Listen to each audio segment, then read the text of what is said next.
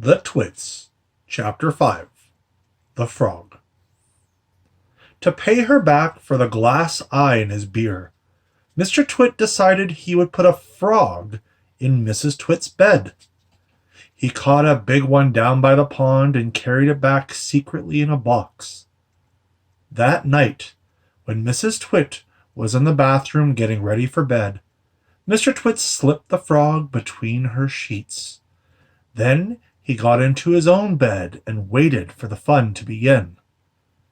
Mrs. Twit came back and climbed into her bed and put out the light. She lay there in the dark, scratching her tummy. Her tummy was itching. Dirty old hags like her always have itchy tummies. Then, all at once, she felt something cold and slimy crawling over her feet. She screamed. "What's the matter with you?" Mr. Twit said. "Help!" screamed Mrs. Twit, bouncing about. "There's something in my bed."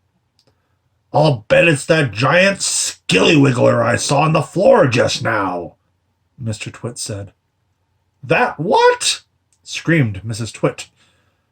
"I tried to kill it, but it got away," Mr. Twit said. "It's got teeth like screwdrivers." "Oh, help!" screamed Mrs. Twit. "Save me! It's all over my feet!"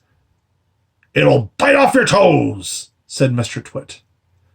Mrs. Twit fainted. Mr. Twit got out of bed and fetched a jug of cold water. He poured the water over Mrs. Twit's head to revive her. The frog crawled up from under the sheets to get near the water. It started jumping about on the pillow.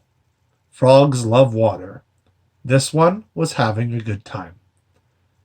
When Mrs. Twit came to, the frog had just jumped onto her face. This is not a nice thing to happen to anyone in bed at night. She screamed again.